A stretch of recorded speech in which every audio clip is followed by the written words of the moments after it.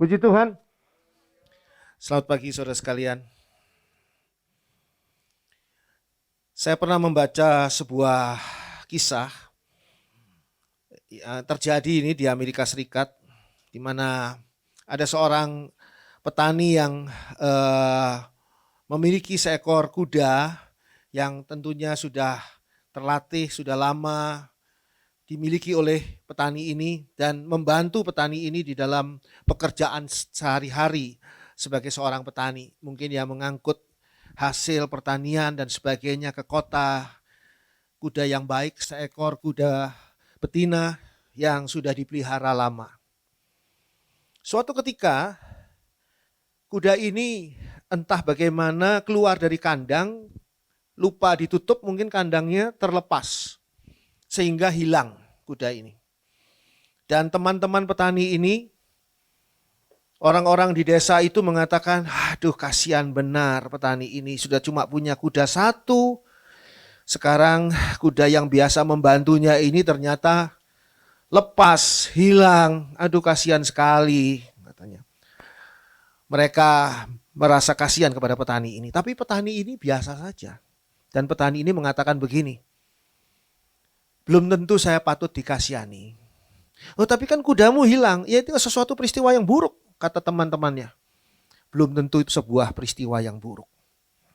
Teman-temannya juga nggak mengerti apa yang dimaksud. Beberapa hari kemudian, kuda ini kembali ke petani ini dengan membawa seekor kuda liar. Menarik hati kuda jantan yang liar. Yang dibawa entah dari daerah sebelah sana yang tidak ada pemiliknya kuda ini. Orang-orang di sana, teman-temannya mengatakan, wah kamu betul, ternyata kuda yang hilang itu bukan berarti sesuatu yang buruk ya. Ternyata engkau untung ya justru ya. Karena kudamu itu beberapa hari yang lalu itu hilang, sekarang kamu dapat punya dua kuda, dapat kuda baru sekarang. Petani itu wajahnya biasa saja, dia nggak gembira, nggak apa. Dia mengatakan begini, belum tentu itu sebuah keuntungan. Tanya gitu. Benar saja, anak laki-laki dari petani ini, anak pemuda, merasa ingin melatih kuda jantan ini, supaya kuda jantan ini bisa digunakan. Pada waktu sedang dilatih, si kuda jantan ini melemparkan anak laki-laki ini dari punggung kuda jantan ini. Anak laki-laki ini jatuh di batu-batuan, patahlah kakinya. Teman-temannya petani ini bilang lagi, iya ternyata dapat kuda dua, ternyata bukan berarti beruntung. Ternyata sial juga ya. Benar juga ya kamu ya. Kata teman-temannya petani ini mengatakan, ternyata ada musibah. Satu hal yang buruk. Petani ini tenang saja. Dia mengatakan begini, belum tentu. Belum tentu ini sesuatu yang buruk. Mungkin saja ini ada sesuatu yang baik. Mereka nggak ngerti teman-temannya apa yang dimaksud. Kakinya anaknya patah kok, nggak bisa jalan anaknya. Cuma tiduran di ranjang saja. Ternyata pada waktu itu negara itu sedang terlibat perang dengan negara lain. Dan negara membutuhkan pemuda-pemuda untuk direkrut, untuk dijadikan militer. Jadi wamil, ada wajib militer, tapi wajib militernya bukan cuma latihan baris berbaris, tapi maju perang. Resikonya sangat tinggi. Yang maju perang ya bisa mati di medan perang.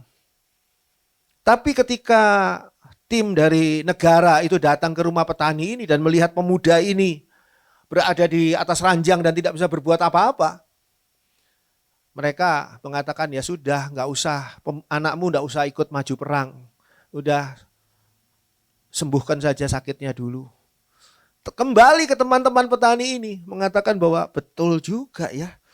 Ternyata kaki yang patah itu bukan sesuatu yang sial.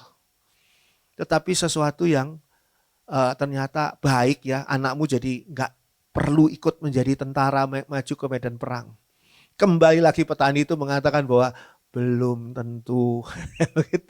Dan kisah ini saya berhentikan sampai di sini saja. Kisah ini sebetulnya bukan kisah Kristen. Tapi kalau kita lihat di sana, belum tentu sesuatu yang kelihatannya bagus. Itu sungguh-sungguh bagus. Dan belum tentu sesuatu yang kelihatannya buruk, itu betul-betul buruk.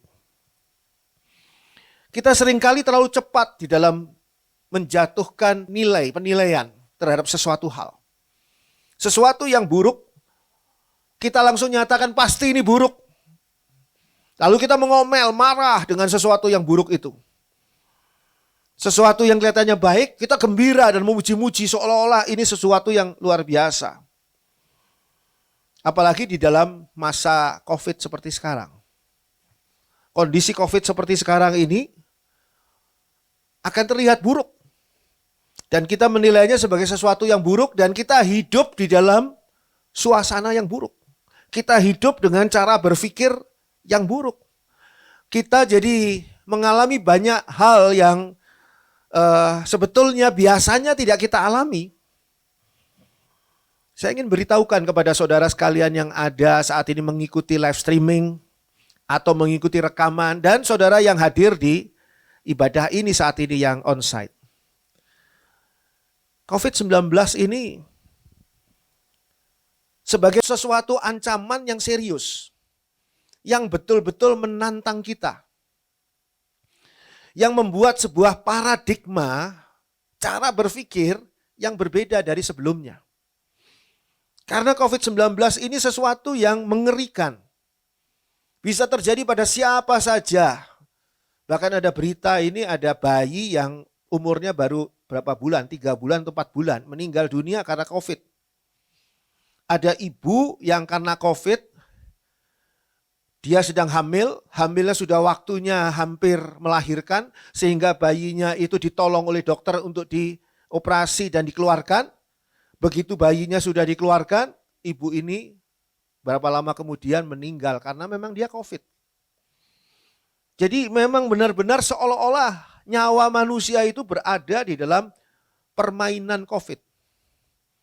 Apalagi kalau kita harus mengalami kematian-kematian orang-orang yang sungguh-sungguh dekat dengan kita, kita kenal. Dan mungkin hubungannya sangat dekat dengan kita. Terlalu berat rasanya. Ini adalah satu hal yang benar-benar menantang akan iman Kristen. Termasuk ketika kita beribadah kepada Tuhan. Kita tidak boleh memandang bahwa ibadah itu bisa dilakukan di mana saja, betul.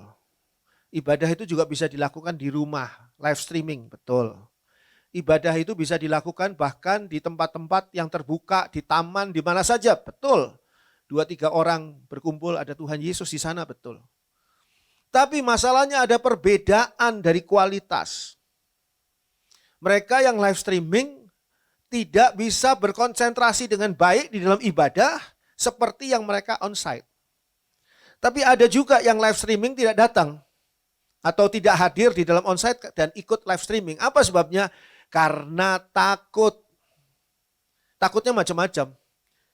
Takut ya tertular. Ada yang tertular nanti di angkot misalnya. Kalau tidak naik angkot, naik ojek online, takutnya petugas ojeknya itu nulari dia. Takutnya orang di gereja nulari dia. Takutnya ini nanti terjadi pandemi ataupun ya satu klaster baru. Hidup penuh dengan ketakutan. Saya beritahukan pada saudara, untuk membuat orang takut itu mudah. Tapi untuk membuat orang menjadi beriman itu yang sulit. Berapa banyak film yang ada yang pernah dibuat manusia untuk membuat rasa takut pada penontonnya. Oh banyak. Film-film yang mungkin film-film tentang horor, tentang setan, tentang orang kejam, tentang orang sakit jiwa yang membunuh tanpa sebab dan sebagainya itu membuat orang jadi takut. Dan selesai nonton film itu rasa-rasanya kok ada yang ngikuti di belakang. Berapa banyak film yang membuat kita beriman kepada Tuhan. Ini kita bicara film aja. Ada sedikit sekali. Dan setelah nonton film itu, apakah ketika saudara berjalan, saudara merasa sedang dipeluk oleh Tuhan Yesus? Saudara sedang berjalan bersama dengan Tuhan Yesus di tempat yang sepi, melewati kuburan yang katanya angker. Apakah saudara merasa seperti itu? Atau saudara merasa takut? Sampai di rumah ternyata aliran listrik PLN padam. Saudara-saudara harus pakai lilin. Dan ketika saudara pakai lilin, saudara kaget sendiri ketika melewati cermin. Saudara melihat wajah saudara sendiri agak serem jadinya. Orang itu takut tuh gampang. Menjadi berani karena beriman tuh yang sulit. Sekarang akhir zaman. Saya beritahukan pada semua, sekarang akhir zaman. Di akhir zaman ini, sudah saya berkali-kali beritahukan, adalah masa seleksi. Pertama adalah yang diseleksi, orang yang akan diangkat ke awan-awan pada saat nafiri Allah berbunyi dan Tuhan Yesus turun dari surga di awan-awan. Menyambut kita semua yang naik ke awan-awan. Ada yang diangkat, ada yang tidak. Yang diseleksi kemudian hari adalah ada yang sungguh-sungguh beriman, ada yang tidak. Salah satu alat untuk tesnya, salah satu alat untuk penyaringnya, kalau saya lihat adalah COVID. COVID-19 ini adalah hal yang memang betul-betul nyata. Ada orang-orang yang menganggap ini tidak nyata. Mereka berani karena tidak mengerti. Kita bukan orang bodoh. Kita mengerti ada COVID-19. Itu sebabnya kita waspada. Kita menjaga protokol kesehatan dengan ketat. Di gereja ini sangat ketat. Minggu depan kalau saudara datang di gereja ini, saudara akan melihat kita ada ketambahan satu alat. Untuk apa? Untuk menetralisir udara di dalam ruangan gereja ini. Ini sudah dibeli, cuma belum diantar. Rencananya kemarin saya bilang pada Ibu Heni, mungkin hari Sabtu besok mereka antar. Tapi ternyata mereka tidak berhasil mengantarnya, mungkin hari Senin. Saya sudah bilang sama mereka, kepakainya itu hari yang padatnya itu Sabtu dan Minggu. Tapi ya mereka nggak bisa ya, tukang ini. Kita waspada. Kita mengeluarkan dana untuk hal-hal yang melindungi kita dari COVID. Tapi periksa hati saudara. Jujur saja. Saudara gak usah cerita ke orang lain. Gak usah bicara sama orang lain. Periksa hati saudara. Ada ketakutan gak? Kalau ada ketakutan, itu pelemahan bagi iman saudara. Iman yang benar, tidak ada rasa takut. Tidak takut itu bukan terus nekat.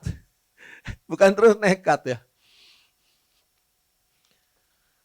Nggak tahu saudara dikirimi nggak ya, tapi saya dikirimi satu video dan saya kirim ke grup keluarga. Video di mana ada satu orang sakit COVID dan ada 2 orang sehat. 2 orang sehat ini tidak pakai masker dan 2 orang sehat ini sengaja menghirup udara dari orang COVID ini. Ajaib. Karena apa? Karena mau menunjukkan bahwa COVID ini nggak ada artinya. Itu bukan iman. Buktinya bukan iman apa? 2-3 hari kemudian 2 orang sehat ini mati gara-gara COVID. Jangan-jangan orang yang COVID yang udara dihirup malah hidup, jangan-jangan karena sudah dihirup.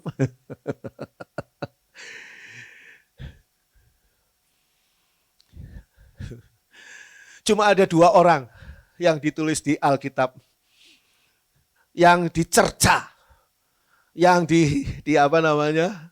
dimarahi Tuhan gitu ya. Pertama adalah orang berdosa. Berdosa jelas-jelas dah. Itu berdosa tuh melenceng melawan firman Tuhan. Jelas salah. Yang kedua, saudara tahu? Bukan orang berdosa, orang apa? Orang bodoh. Bodoh karena apa? Bukan bodoh karena dia nggak naik kelas di SMP-nya, di SMA-nya nggak naik kelas. SMP, saya selama SMP itu lulus SMP itu 6 tahun. Nah itu orang bodoh misalnya. Atau saya lulus SMA 6 tahun. Itu orang bodoh. Bukan. Jangan-jangan orang itu malah lebih pinter. Orang bodoh itu orang yang tidak punya hikmat. Orang yang tidak punya hikmat adalah orang yang tidak mengerti firman Tuhan. Kita mau belajar hikmat firman Tuhan. Kita tidak mau jadi orang berdosa dan kita tidak mau jadi orang bodoh. Jadi jangan ya, nanti ada teman saudara COVID, terus saudara buka masker, hirup udaranya gitu. Jangan ya. Mungkin itu bukan berdosa, Coba cek coba. Mau Taurat saudara cek, firman Tuhan, Injil saudara cek, Alkitab saudara cek. Adakah dosa kalau kita menghirup udaranya orang COVID? Enggak dosa. Cuma bodoh.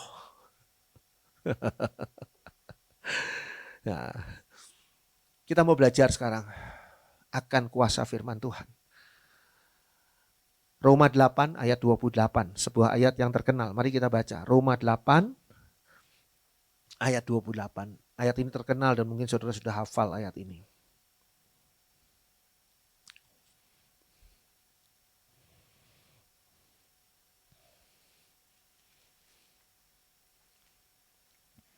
Roma 8 ayat 28. Kita tahu sekarang bahwa Allah turut bekerja dalam segala sesuatu untuk mendatangkan kebaikan bagi mereka yang mengasihi Dia, yaitu bagi mereka yang terpanggil sesuai dengan rencana Allah. Ada 4 hal penting di dalam ayat yang sudah sering kita baca ini.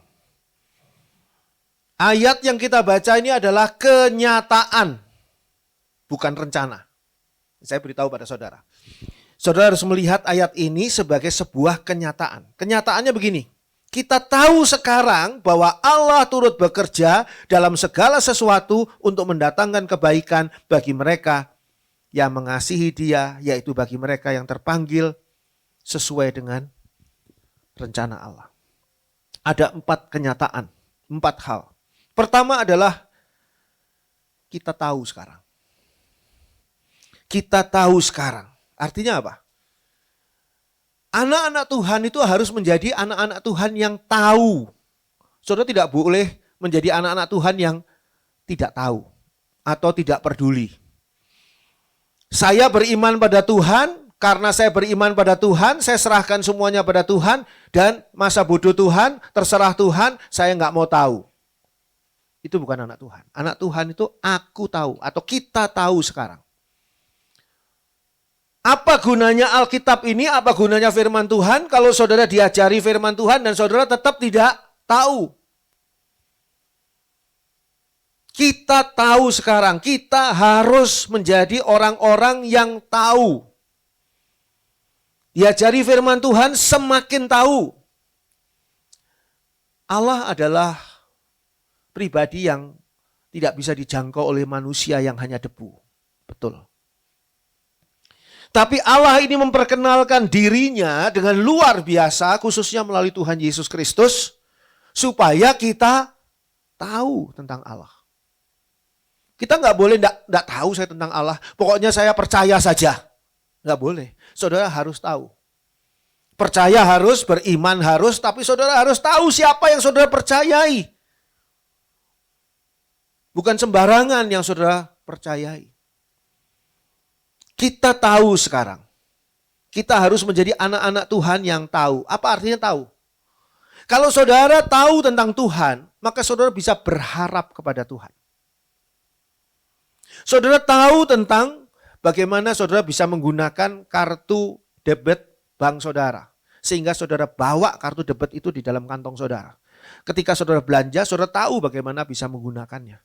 Kalau saudara tidak tahu cara menggunakannya, mungkin saudara tidak akan bawa kartu debit itu. Saudara akan membawa uang tunai supaya bisa belanja. Jadi saudara, ketika saudara tahu, ketika kita tahu, kita bisa berharap. Saya berharap saya belanja nanti, saya nggak bawa uang sama sekali. Saya belanja nanti, saya bisa membayarnya pakai kartu debit uang dari bank saya. Orang yang tahu itu bisa meyakini akan sesuatu yang dia ketahui. Saudara yang duduk saat ini di ruang ibadah, kenapa kok saudara memilih kursi itu untuk saudara duduki? Karena saudara tahu kursi ini, kursi yang kokoh, kursi yang kuat, yang tidak reot, kakinya 4, yang stabil. Coba sekarang kalau kursinya kelihatan satu kaki itu patah, saudara nggak akan milih kursi itu. Karena saudara tahu, maka saudara meyakini. Kenapa orang yang tunanetra, buta, seringkali jalan dengan meraba-raba? meraba dengan tangannya, meraba dengan tongkatnya. Karena tidak tahu tentang jalan. Jangan-jangan di depannya ini ada selokan. Dia takutnya terperosok ke dalamnya. Setelah dia tahu, oh di depan saya ini jalan yang lowong, dia akan jalan. Dia meyakini.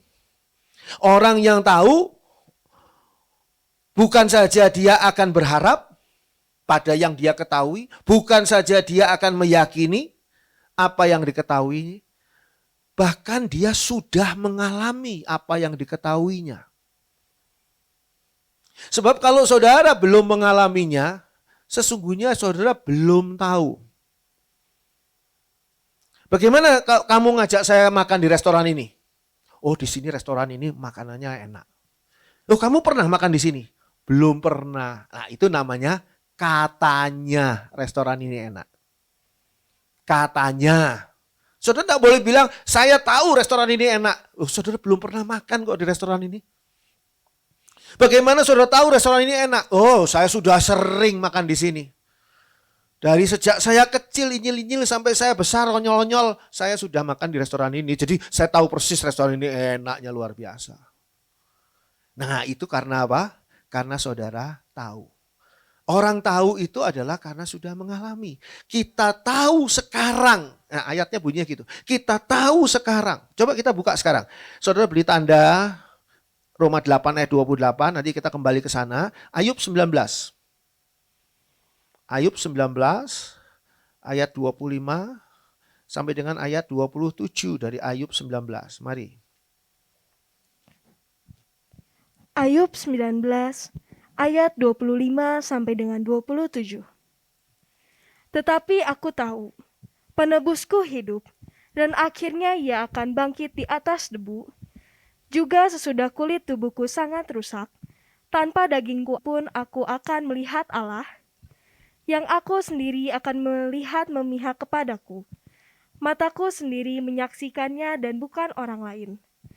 Hati sanubariku merana karena rindu. Kata Ayub, tetapi aku tahu penebusku hidup. Pertanyaan saya, saudara tahu tidak penebus saudara hidup? Tahu dari mana? Tahu dari pelayan-pelayan kebaktian anak pada waktu saudara masih inyil-inyil? Masih anak-anak? Tahu dari pendeta? Tahu dari hamba Tuhan? Atau karena saudara sudah mengalami bahwa penebusku itu hidup? Tahu dari mana saudara restoran ini enak? Apakah karena kata orang atau saudara sudah mengalami makan di restoran ini? Ayub mengatakan di sini, aku tahu pada ayat 25. Tetapi aku tahu penebusku hidup dan akhirnya ia akan bangkit di atas debu. Debu adalah keterbatasan manusia. Manusia ini kan dari debu bahannya. Itu keterbatasan manusia. Manusia diciptakan debu dan roh Allah. Tiupan nafas Allah. Nafas Allah luar biasa. Tapi debu itu keterbatasan manusia. Tapi kata Ayub, aku tahu penebusku itu akan bangkit dari keterbatasan manusia. Juga sesudah kulit tubuhku sangat rusak. Tanpa dagingku pun. Kapan kulit tubuh kita sangat rusak? Dan kita nggak punya daging, kapan? Ketika kita sudah dikubur. Ketika habis semua daging kita, hancur semua, sisa-sisa tulang kita, aku akan melihat Allah. Aku tahu. Nah ini iman. Iman yang benar-benar dia rasakan sebagai sesuatu hal yang sudah dialaminya. Kadang-kadang untuk beriman itu sulit. Kita nggak bisa paksakan. Saya pernah bicara pada seseorang, saya bicara gini. Kadang-kadang iman itu sulit, nggak bisa dipaksakan dan iman itu tidak seragam. Ada teman saya yang kelihatannya itu sederhana orangnya. Agak sedikit dalam tanda kutip gembel malahan. Suatu ketika teman saya ini mengajak saya pergi ke satu tempat, rumah seseorang, bekas pejabat negara, di mana dia itu punya mobil yang memang dilelang oleh negara. Mobilnya tentu saja mobil bagus ya. Mobil yang mewah sebetulnya. Mobil yang harganya ya di atas, pada waktu itu ya, di atas 500-600 juta. Sedangkan sekarang karena dilelang, mobil ini harganya sekitar 50-60 juta. Dan itu ada beberapa, karena di rumah itu kompleks perumahan pejabat-pejabat. Saya diajak ke sana, saya suruh bawa uang. Saya bawa uang, saya nggak tahu harus bawa uang berapa. Jadi ya saya bawa uang waktu itu kalau tidak salah sekitar 30-an juta. Banyak loh ya. Kalau saudara bawa uang pergi, terus bawa uang 30 juta di jalan, itu kan lumayan banyak ya. Banyak. Teman saya ini bilang gini ke saya, mobilnya masih bagus. Mobilnya itu masih bagus dan bekas mobil negara. Luar biasa ini bagusnya. Harganya 60 juta, murah banget, Dri, beli Dri. Mau beli 2 atau beli 3. Saya bilang ya biarpun harganya murah, kalau kita nggak punya uang ya tetap nggak punya uang.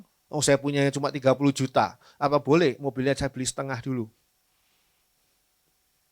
Teman saya yang kelihatannya sederhana, dalam tanda kutip gembel tadi, dia membeli 2 mobil. Karena harganya murah, ternyata dia bawa uang sekitar 200 juta. Hah, dia kok bawa uang 200 juta? Saya bercermin, saya kayaknya lebih gagah saya ini, kayaknya lebih rapi. Kok saya cuma segini ya? Tadi saya tuh underestimate ke dia. Orang itu nggak bisa dilihat dari penampilannya. Begitu juga soal iman. Ada orang-orang yang kelihatannya sederhana, tapi imannya luar biasa. Ada orang-orang yang kelihatannya beriman luar biasa, ternyata imannya ya baru kena COVID sedikit sudah takut. Lalu teman saya ini memaksa saya, ayo Dri beli Dri ini murah. Gak bisa, saya bukannya gak mau, saya gak bisa, uangnya gak ada. Iman juga seperti itu, gak bisa dipaksakan. Dia yang uangnya banyak gak bisa maksa saya yang uangnya pas-pasan atau kurang malahan untuk beli mobil murah itu. Gak bisa. Ya saya punyanya segitu kok. Begitu juga iman. Saudara ngajak teman saudara, yuk kita ke gereja ibadah. Itu kata Pak Andri ada ibadah kok. Terus saudara ngajak, ayo. Enggak saya live streaming aja. Ini bukan saudara mau live streaming luar biasa. Gak bisa saudara paksain, oh yuk kok gak beriman, mau ngotot saudara marah-marahin dia. Gak bisa. Oh punyanya cuma segitu. Makanya saya ngucap syukur. Kalau seandainya teman petani itu bilang, kasihan ya, kamu ngalami di daerah kamu ini Bandung ini, zona merah ya Bandung ini. Bahkan sebagian zonanya sudah lebih buruk dari merah, hitam. Puji Tuhan di daerah kita ini, saya kemarin tanya kepada pengamat COVID, di daerah kita ini zonanya oranye. Enggak hijau, biasanya kan hijau. Kita hari ini tuh oranye, puji Tuhan. Nah, belakang kita tetangga kita, yang di atas gentengnya, atapnya ada satenya. Satenya 6 butir, itu zonanya merah. Kita enggak. Puji Tuhan. Kalau teman petani bilang kasihan ya Bandung ya sedang mengalami COVID. Saya sebagai petaninya nih, saya bilang belum tentu harus dikasihani, belum tentu sial itu. Karena apa? Ternyata ini alat untuk akhir zaman, untuk menyadarkan. Saudara yang hari ini merasa hidup berada dalam ketakutan, bangun dari ketakutan, kalahkan ketakutanmu. Bukan saya ajari nekat, tetap 5M. Tetap protokol kesehatan, tetap saudara makan vitamin, berjemur antara jam 11 siang untuk menaikkan vitamin kalsium D dan sebagainya dalam diri saudara. Oh, itu haruslah makan enak. Kata dokter siapa itu yang ada di bolak-balik muncul itu, yang teriak-teriak suruh kita makan enak. Saya dalam hati saya, ya kamu nggak beliin, kalau kamu beliin saya makan enak. Kamu cuma nyuruh-nyuruh makan enak gitu. Kalau saudara sekarang masih takut, minggu depan jangan takut. Seminggu ini saudara doa minta Tuhan tolong supaya iman saya ini bertumbuh. Ini kan tadi saya sudah bilang, saya tidak menuduh saudara beriman atau tidak beriman. Saudara periksa sendiri hati saudara. Jujur aja pada diri sendiri. Ada ketakutan enggak? Kalau ada ketakutan, itu pertanda bahwa saudara harus memperbaiki iman saudara. Iman itu tidak ada hubungannya dengan atau tidak bisa hidup bersama dengan ketakutan. Kata Ayub, aku tahu. Maka Ayub mengalami penebusku ini, aku akan melihat Allah. Yang aku sendiri akan melihat memihak kepadaku. Saudara melihat enggak Allah memihak kepada saudara? Kalau ditanya dengan beriman seperti ini, oh iya Allah memihak padaku. Tapi kalau Allah memihak kepadamu, lalu apa yang harus engkau takutkan lagi? Jangan hidup dalam ketakutan. Tapi Pak Andri, orang itu kena COVID loh Pak Andri. 2 hari kemudian meninggal loh. Berkali-kali saya sudah bilang, umur manusia itu di tangan Allah. Ada orang satu rumah nih, sudah berkali-kali saya cerita nih sampai bosan. Ayahnya ini stroke, gak bisa jalan-jalan, gak bisa kemana-mana, tertidur atau baring terus di ranjang. Istrinya, nenek-nenek yang juga tua juga, baring di sebelahnya, tapi tidak stroke, sehat. Satu rumah ini kena COVID. Nenek-nenek ini akhirnya meninggal. Anak si suami istri tadi ini hidup di situ kan, suami istri bersama dengan anaknya, cucunya, artinya itu semua kena COVID. Hanya si kakek yang stroke ini sehat. Dites bolak-balik, negatif. Di PCR negatif. Yang positif apa? Stroke. Stroke-nya positif, memang stroke dia nggak bisa apa-apa, diam aja, tapi nggak sakit. Dan nggak sakit bukan cuma nggak sakit, nggak mati. Kematian ada di dalam tangan Tuhan. Terus orang itu bertanya, kenapa Pak Andrea kok istrinya meninggal, suaminya enggak? Ya ada sesuatu yang sedang Tuhan tunggu. Mungkin suaminya belum bertobat, dikasih perpanjangan waktu sama Tuhan supaya dia bertobat. Istrinya sudah, hidupnya sudah benar, ya sudah nggak apa-apa, udah jalannya sudah berangkat.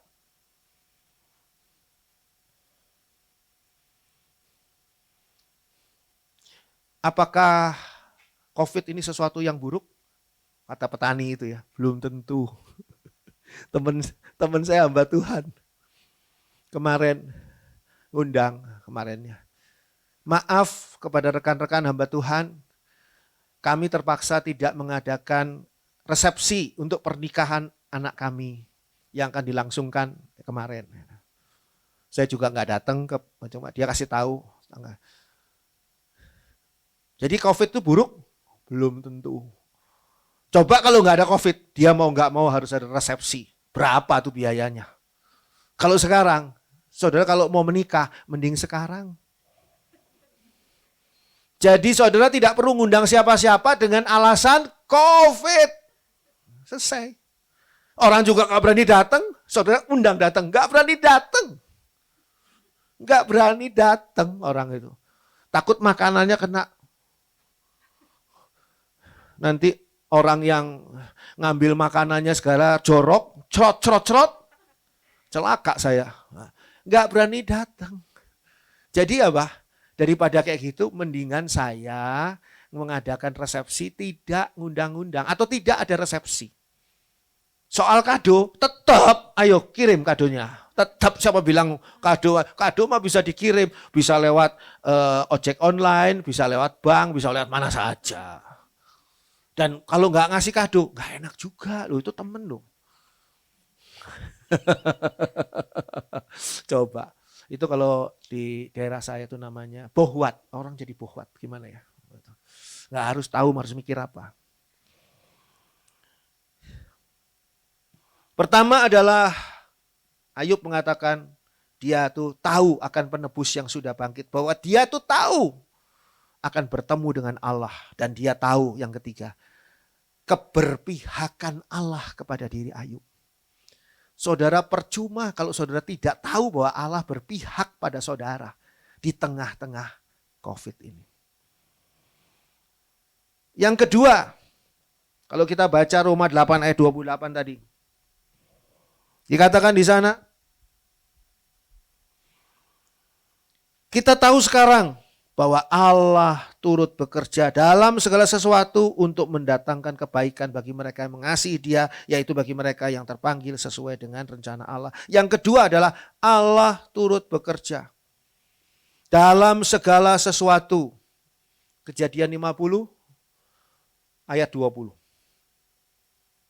Ini mungkin ayat-ayat sudah sering saudara baca ini. Cuma saya kembali mengajak saudara untuk ingat kembali. Kejadian 50 ayat 20.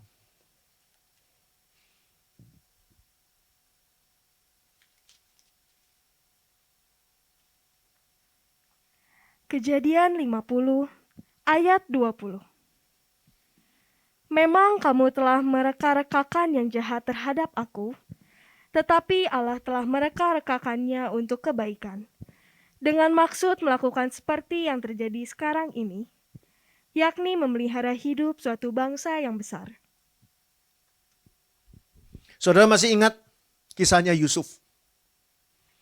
Yusuf ini dari sejak di rumah papahnya, Yakub, itu dia tidak disukai oleh kakak-kakaknya. Yusuf ini anak ke-11.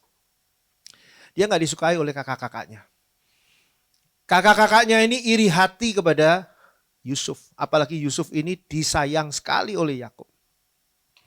Sehingga suatu ketika Yusuf ini dijual oleh kakak-kakaknya menjadi budak. Itu dijual menjadi budak itu sebuah kengerian yang luar biasa loh. Hidup budak itu sudah sama seperti hidup binatang. Sudah tidak ada nilai sebagai manusia. Jadi orang boleh memperlakukan apa saja pada Yusuf yang budak ini. Padahal dia anak Yakub, seorang konglomerat, seorang kaya raya. Ada suatu hal yang direncanakan oleh kakak-kakaknya ini supaya Yusuf ini nasibnya, hidupnya hancur karena budak. Mungkin dia akan disiksa, mungkin dia akan dibunuh, mungkin dia akan menderita dan sebagainya. Suatu gambaran yang sangat buruk. Tapi kita tahu kisah selanjutnya.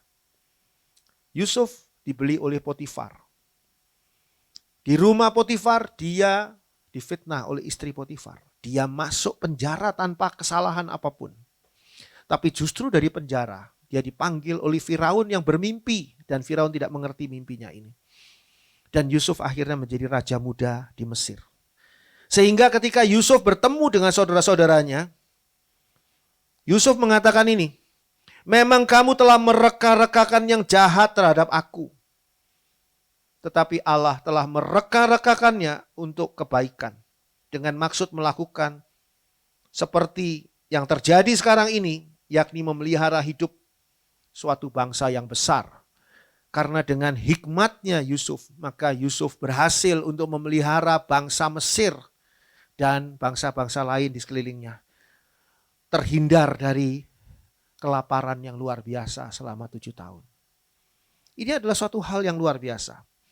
Allah mampu menjadikan semua rekaan buruk buatan manusia untuk menjadi kebaikan bagi kita dan juga bagi orang lain.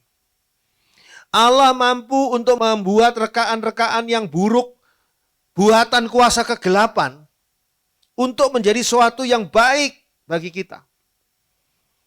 Sehingga dikatakan Allah turut bekerja dalam segala sesuatu. Tahukah saudara bahwa Allah bekerja melalui siapapun, melalui apapun. Allah bekerja melalui kondisi apapun. Untuk memberikan yang terbaik bagi saudara dan saya. Sehingga suatu peristiwa yang buruk. Ingat kisah petani tadi. Petani itu bukan orang Kristen mungkin. Dan itu bukan kisah Kristen. Tidak menilainya sebagai sesuatu yang betul-betul buruk. Karena pasti ini ada sesuatu yang baik. Walaupun saat itu dia belum mengerti Apa yang baik dari kehilangan seekor kuda yang terlatih? Ternyata yang baik adalah kuda yang terlatih itu akan membawa kuda liar menjadi milik petani ini. Jadi apa yang baik dari anaknya yang kakinya patah terlempar dari punggung kuda? Belum mengerti, tapi nantinya baru mengerti. Oh, ternyata anakku tidak harus ikut maju ke medan perang karena kakinya patah. Ini adalah hal yang dipahami oleh orang itu yang mungkin tidak beriman pada Tuhan. Harusnya kita lebih. Kita tuh beriman kepada Allah. Dan firman Tuhan pada Roma 8 ayat 28 mengatakan bahwa kita tahu sekarang, ini bagian dari apa yang sudah kita alami, bahwa Allah turut bekerja dalam segala sesuatu. Allah turut bekerja dalam mengubah rekaan-rekaan buruk. Mungkin pimpinan saudara di kantor punya rekaan-rekaan buruk bagi saudara. Punya rencana-rencana yang buruk bagi saudara. Ada yang mengatakan begini, Pak Andri, atasan saya itu betul-betul membenci saya. Sebab orang lain diberi tugas yang enak-enak. Saya diberi tugas yang betul-betul sulit sekali dan tidak enak. Saya bilang sabar. Kalau hidupmu ada di dalam rencana Tuhan, sesuatu yang tidak enak direka-reka oleh atasanmu itu akan diubah oleh Tuhan menjadi suatu kebaikan bagimu. Masa sih Pak? Mudah-mudahan dia dengar saat ini. Nonton live streamingnya atau ikut nonton videonya. Ternyata betul. Sesuatu yang sulit itu ternyata di kantor itu, saya nggak bisa jelaskan. Sesuatu yang sulit itu di kantor itu cuma jadi dia yang ahli. Orang lain nggak bisa memegang sesuatu yang sulit itu, tidak bisa menangani sesuatu yang sulit itu. Hanya dia yang bisa nangani sesuatu yang sulit itu. Gara-gara apa? Gara-gara tadinya mungkin rekaannya jelek dari atasannya. Atasannya memang mau berniat tidak baik kepada dia. Tapi lihatlah, Tuhan mengubah itu. Kalau hidup kita di dalam tangan Tuhan. Makanya yang penting adalah hidup kita itu berada di dalam tangan Tuhan. Saudara masih ingat dua kunci yang selalu saya bawa-bawa itu. Satu adalah menyerah kepada rencana Tuhan dalam kehidupan kita. Menyerah. Yang kedua, mengandalkan kuasa Tuhan ketika kita menjalani hidup kita. Dua kunci, jangan lupa. Jadi bukan cuma 5M, tapi 7M. Tambah 2M lagi yaitu menyerah dan mengandalkan. Menyerah kepada rencana Tuhan dalam hidup saudara. Kalau saudara melawan dan berontak, bukan dapat yang baik. Saudara bisa bayangkan kalau seandainya Yusuf berontak, saya kok dijadiin budak. Dia bunuh atasannya. Misalnya nih, dia bunuh tuannya, dia kabur. Dia dikejar oleh anak buah tuannya. Apa enggak jadi hancur hidupnya Yusuf? Tapi dia menyerah. Mari Tuhan, biarlah rencanamu berlaku atasku. Jangan kehendakku yang terjadi ya Bapa, tapi kehendakmu. Ini Tuhan Yesus berdoa seperti itu karena menyerahkan hidupnya ke dalam tangan Bapaknya. Dan kedua adalah mengandalkan kuasa Tuhan. Di dalam hidup berjalan, di dalam hidup yang di dalam rencana Tuhan tadi, kita harus mengandalkan kuasa Tuhan. Jangan pakai kuasa kita sendiri. Jangan pakai kemampuan kita sendiri. Nggak akan mampu. Nggak akan bisa. Saudara mau supaya Allah turut bekerja dalam hidup saudara? Maka saudara menyerah kepada rencana Tuhan dan mengandalkan kuasa Tuhan. Membuka pintu selebar-lebarnya supaya Tuhan itu bekerja dalam hidup saudara. Ingat, Allah bekerja melalui siapapun. Siapapun bisa dipakai oleh Allah untuk memberkati saudara. Nah, saya beritahu pada saudara. Dari mana orang-orang Israel itu punya gelang emas? Orang Israel zaman dulu di Mesir. Dari mana orang Israel punya kalung emas, punya perhiasan, punya barang-barang yang bernilai, barang-barang emas, sehingga mereka bisa memberikannya kepada Musa untuk dipakai sebagai apa? Membangun tabernakel. Yang sangat-sangat megah, sangat luar biasa. Dari mana? Sebelum mereka berangkat dari Mesir, orang-orang Mesir itu memberi kepada bangsa Israel ini bekal. Bekalnya apa? Enggak punya apa-apa lagi. Ya sudah, ini gelang emas saya bawa, kalung emas saya, ini anting-anting emas saya bawa. Kenapa mereka memberi? Karena mereka melihat bangsa Israel ini sudah membangun negeri Mesir itu dengan luar biasa. Piramid-piramid, Sphinx dan sebagainya di situ. Istana-istana, tempat-tempat pemujaan dibangun oleh orang-orang Israel ini dengan kerja paksa sebagai budak. Mereka melihat itu. Sehingga mereka melihat jasanya orang Israel yang luar biasa. Sehingga mereka, dan orang Israel kan tidak dibayar. Diberi gelang emas. Allah bisa bergerak seperti itu. Saudara jangan berpikir bahwa, wah udah ini celaka lah hidup saya. Karena situasi yang begini. Sudah kena COVID. Sudah gitu kalau sudah kena COVID orang itu, orang kena COVID itu ada dua hal. Satu kena COVID, kedua sembuh. Ya ketiga lah, tiga mati. Kalau mati sudah beres. Udah, game over. Ya kalau sembuh nih, ada dua. Ada yang orang-orang masih takut berdekatan dengan orang yang bekas kena COVID itu. Padahal sudah dites, dia sudah nggak ada virusnya. Tapi masih inget-ingetan gitu. Orang ini pernah kena COVID. Jadi jangan-jangan ini nulari saya. Ini orang takut lagi. Atau yang kedua adalah si penderita COVID yang sudah sembuh ini sendiri. Yang masih ngerasa-ngerasaan. Jangan-jangan saya masih COVID. Sudah dites. Sudah negatif, sudah bersih, gak ada virusnya. Tapi jangan-jangan masih ada sisa virus. Kok rasa-rasanya masih ada sisa virus. Apalagi penciuman ini belum bisa nyium. Ngerasa makan kok rasanya hambar semua. Wah, COVID ini luar biasa loh. Sebelumnya bikin orang takut, setelah kenanya bikin orang menderita, sesudahnya bikin orang takut lagi. Jadi hidupnya gak ada senengnya. Saudara kalau mau memuja COVID ya silahkan. Saya tidak bisa melarang.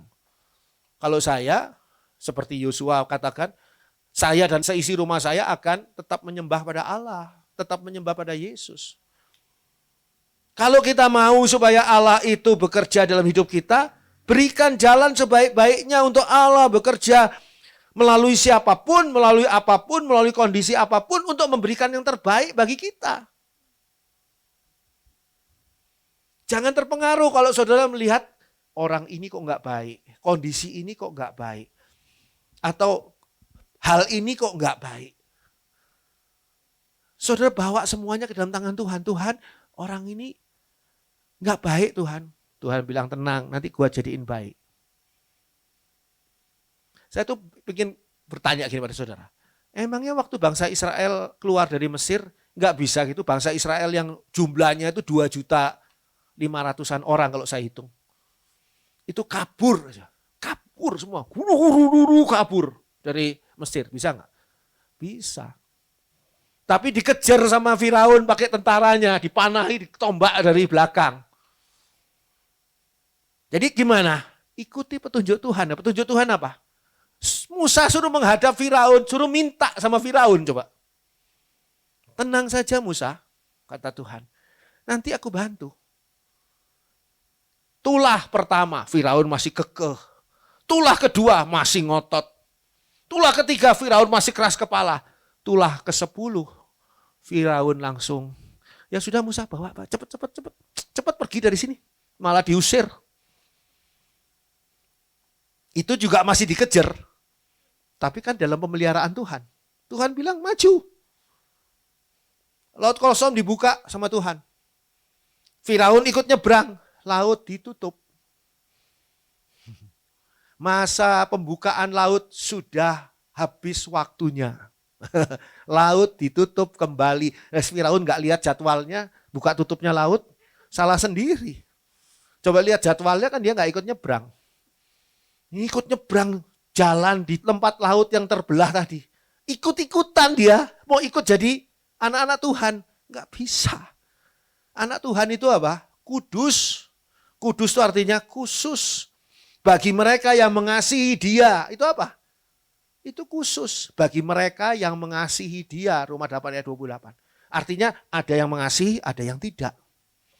Atau dikatakan di sana bagi mereka yang terpanggil sesuai rencana Allah. Berarti ada yang terpanggil, ada yang tidak.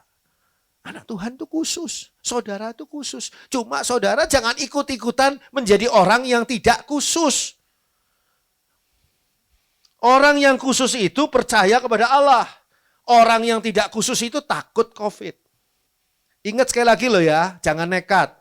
COVID kita tetap waspada. Pakai masker, jaga jarak, cuci tangan. Jauhi kerumunan, kalau nggak perlu nggak usah pergi.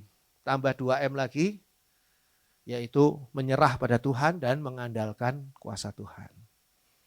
Makin lama kita makin M-nya makin banyak. Dari 1M jadi 3M, jadi 5M, itu ya, nggak apa-apa. Yeremia 29 ayat 11. Ini ayat-ayat terkenal semua.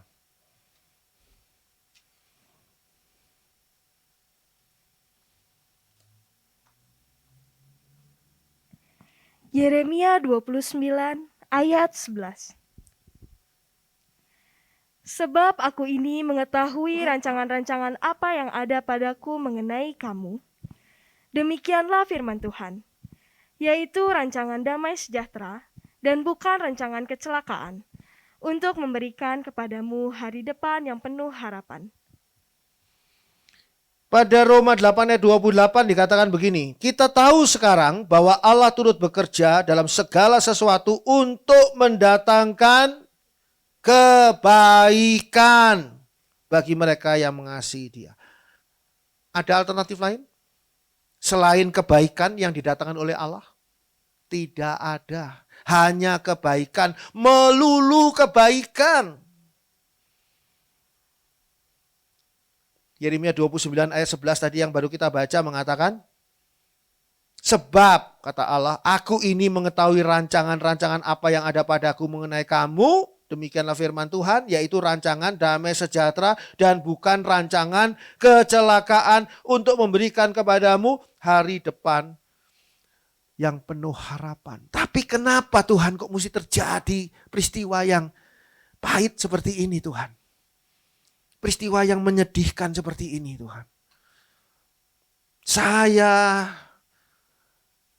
di PHK oleh perusahaan. Bukan karena perusahaan itu mau mem-PHK saya. Perusahaannya bangkrut Tuhan gara-gara COVID. Bukan cuma manusia yang bisa kena COVID. Perusahaan juga bisa kena COVID. Dan bangkrut. Dan saya di PHK. Saya punya uang tabungan sedikit. Orang-orang bilang kamu kan pinter masak. Tempat kamu dulu usahakan restoran. Kamu kan juru masak di restoran itu. Bukalah warung pinggir jalan. Belilah gerobak. Belilah wajan besar. Bahan-bahan bumbu-bumbu segala beli. Dorong sebentar ke depan gang. Jualan di situ. Kena COVID. Ya kan? Orang-orang. Jadi mungkin orang-orang mau belanja di situ. Tuhan, saya baru buka seperti ini.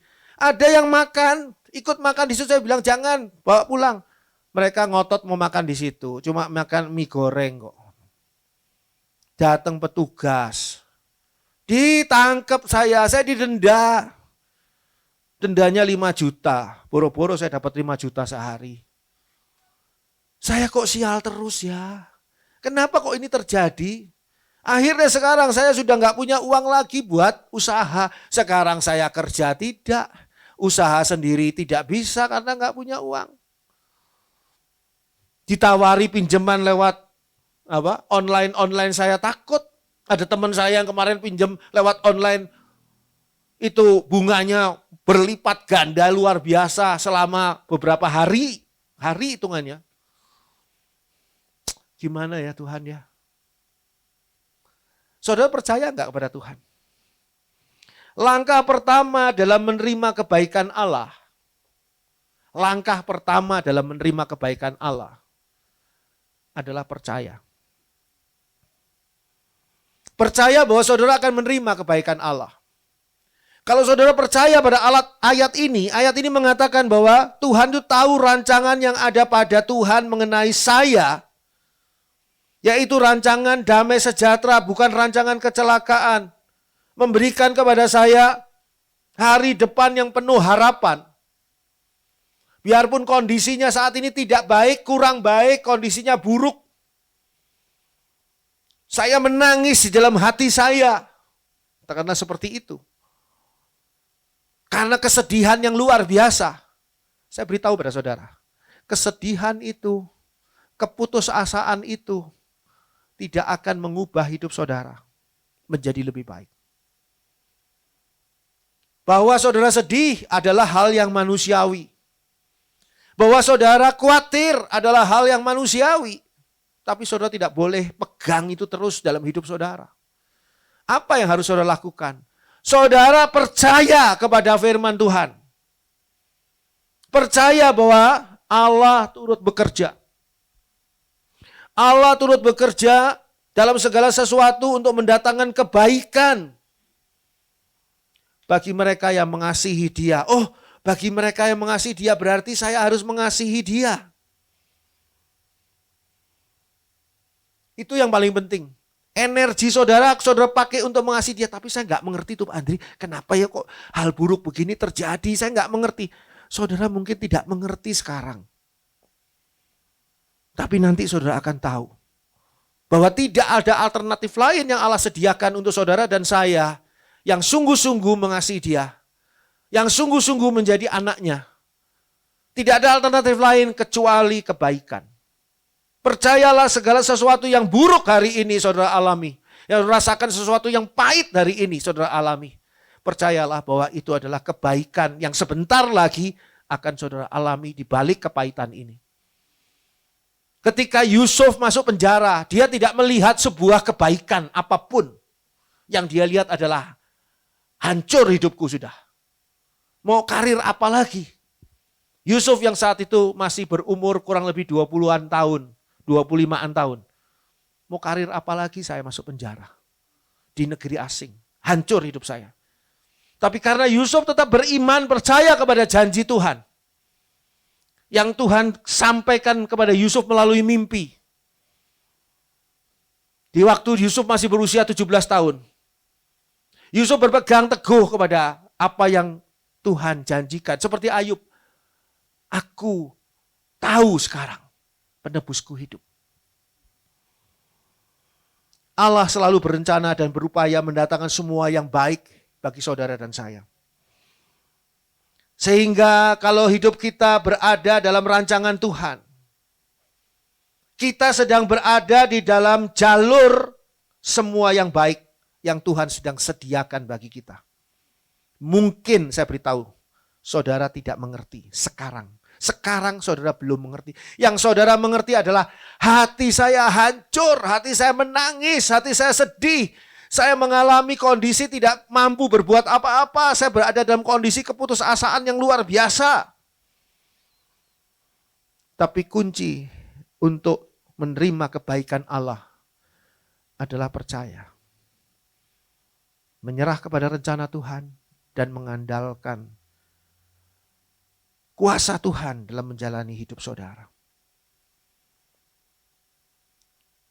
Roma 8 ayat 29 dan 30.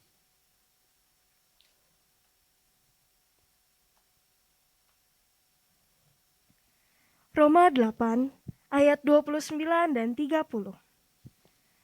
Sebab semua orang yang dipilihnya dari semula, mereka juga ditentukannya dari semula untuk menjadi serupa dengan gambaran anaknya, supaya ia anaknya itu menjadi yang sulung di antara banyak saudara.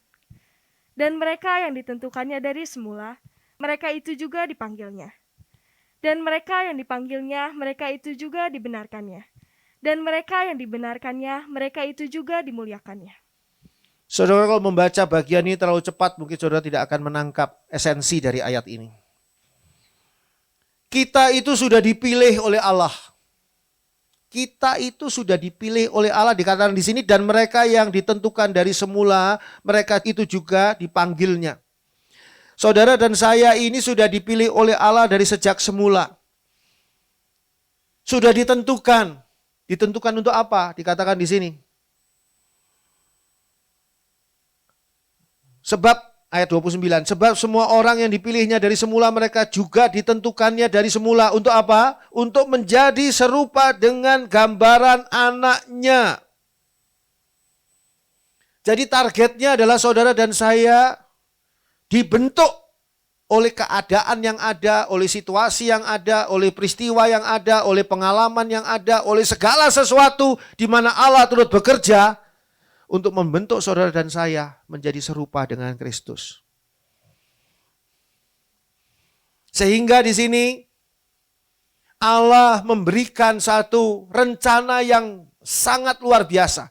Dari kita yang adalah debu, mungkin adalah pemberontak, orang yang sangat jauh dari Kristus, menjadi serupa dengan Kristus melalui semua peristiwa. Dan kita sudah dipanggil. Dipanggil untuk apa? Kita baca ayat 30. Dan mereka yang ditentukannya dari semula mereka juga dipanggilnya. Perhatikan. Dan mereka yang dipanggilnya, mereka itu juga dibenarkannya. Dan mereka yang dibenarkannya, mereka itu juga dimuliakannya. Saudara dan saya adalah manusia-manusia debu yang di bawah, yang diinjak. Yang tidak ada artinya. Tapi kita sudah dipanggil untuk apa? Untuk dibenarkan. Kita yang penuh dengan dosa, penuh dengan kesalahan, penuh dengan pemberontakan kepada Allah, dibenarkan. Lalu dikatakan di sana untuk apa? Orang yang dibenarkan ini akan dimuliakan. Ini memang belum terjadi, kita belum dimuliakan. Tapi nanti ketika Tuhan Yesus datang, saudara dan saya akan ikut memerintah bersama-sama dengan Kristus. Kalau Kristus memang pantas memerintah, layak. Karena dia raja di atas segala raja. Nah kalau kita debu yang tidak ada artinya. Tapi Tuhan bentuk kita melalui semua peristiwa. Sehingga jangan saudara katakan, kenapa kok peristiwa buruk ini terjadi pada saya? Orang lain tidak mengalami, saya kok mengalami. Karena engkau dipilih untuk menjadi serupa dengan Kristus. Kita sedang dibentuk untuk menjadi serupa dengan Kristus. Itu sebabnya ketika saudara mengalami sesuatu yang buruk, lebih baik saudara berlutut di hadapan Tuhan dan minta, Tuhan tolong saya untuk bisa menangkap pelajaran yang engkau berikan melalui peristiwa yang buruk ini. Karena pasti engkau sedang mengerjakan sesuatu yang baik dalam hidupku. Jangan biarkan kuasa kegelapan menipu saudara dengan bisikan-bisikan yang membuat saudara menilai, mengira sesuatu yang salah pada Allah. Allah adalah Bapa yang baik yang menghendaki saudara menjadi serupa dengan Kristus. Jalannya gimana? Caranya begini. Caranya seperti ini. Menyerahlah pada Allah. Andalkan kuasanya. Puji Tuhan. Amin. Mari kita masuk dalam doa. Bapa di dalam surga, terima kasih. Karena pada hari ini kami bisa beribadah. Ini adalah kesempatan yang luar biasa. Kemurahan Tuhan yang luar biasa. Kami menikmati berkat Tuhan melalui ibadah ini. Bapa dalam surga, berkati mereka yang saat ini sedang ada di rumah mengikuti live streaming. Mungkin mereka sedang sakit. Tuhan jamah tubuh mereka Tuhan. Apapun juga penyakitnya, tidak ada yang terlalu sulit buat Tuhan untuk menyembuhkannya. Kami percaya, kami menumpangkan tangan atas setiap jemaat, setiap orang yang saat ini ikut live streaming dalam kondisi sakit. Tuhan jamah dalam nama Tuhan Yesus Kristus. Kesembuhan terjadi atas setiap orang yang benar-benar percaya akan kuasa Tuhan berlaku atas hidupnya. Darah Yesus, bilur Tuhan Yesus yang menyembuhkannya. Tuhan Bapa dalam surga, bagi mereka yang sedang punya masalah ekonomi, punya masalah keuangan, punya masalah pekerjaan, punya masalah rumah tangga, punya masalah-masalah yang lain, Tuhan berikan jalan keluar. Tunjukkanlah apa yang harus mereka lakukan supaya mereka menerima segala yang baik yang datangnya dari Allah. Kami percaya Tuhan, Engkau sudah sediakan segala sesuatu berkat yang baik bagi kami semua. Tolong kami untuk tidak keluar dari jalur. Tolong kami untuk tetap mengarah kepada semua berkat yang Tuhan sudah siapkan bagi kami. Kami mengucap syukur. Bapa dalam surga, kami berdoa. Tuhan berkati akan GPKDI Tabernakel Kasih. Di dalam situasi seperti saat ini. Di tengah-tengah COVID seperti saat ini. Tuhan tunjukkan apa yang gerejamu harus lakukan ya Tuhan. Untuk tetap berfungsi, berperan sebagai terang dunia, garam dunia. di tengah-tengah kota Bandung ini Tuhan, di tengah-tengah dunia ini Tuhan, menjadi gereja Tuhan yang betul-betul menunjukkan akan kuasa Tuhan di tengah-tengah dunia. Tolong ya Tuhan, GPKDI Tabernakel Kasih ini boleh benar-benar berperan dengan luar biasa karena kuasa Tuhan. Terima kasih Bapa, kami berdoa untuk bangsa dan negara kami Indonesia. Tuhan tolong agar supaya tekanan persoalan COVID ini bisa cepat selesai, bisa cepat diatasi Tuhan. Mereka yang mengalami hal-hal yang buruk Tuhan, Tuhan yang menolong untuk memberikan jalan keluar. Bapak Presiden dan jajarannya, Tuhan tolong untuk berhadapan dengan masalah-masalah yang sangat rumit ini. Tuhan, Engkau beri kemampuan. Tolong Tuhan agar Indonesia tetap terbuka bagi pengabaran Injil. Tolong kami ya Tuhan untuk tetap mengabarkan Injil, mengajak teman-teman kami, keluarga kami, saudara kami mengenal Tuhan Yesus, menerima Yesus sebagai juru selamat. Tolong kami untuk tidak terpaku dengan masa lalu, tapi kami boleh berjalan melihat ke masa depan yang Tuhan sudah sediakan, yaitu surga yang mulia. Terima kasih Bapa. Sekarang kami mau buka hati kami. Curahkanlah berkat-Mu atas kami. Dicurahkan berkat yang datangnya dari Allah, di dalam kasih kemurahan Tuhan Yesus Kristus, di dalam persekutuan Allah Roh Kudus yang senantiasa menyertai kita dari saat ini sampai ketika Tuhan Yesus datang kembali menjemput kita masing-masing untuk membawa kita masuk dalam surganya yang mulia. Di dalam nama Tuhan Yesus Kristus terjadilah semua ini. Haleluya. Amin. Bapa, terima kasih. Bapa, terima kasih. Bapa di dalam surga,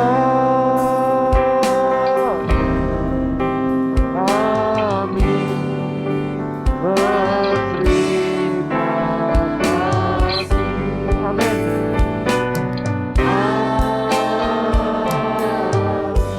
Silakan duduk, kita bersatu teduh sejenak.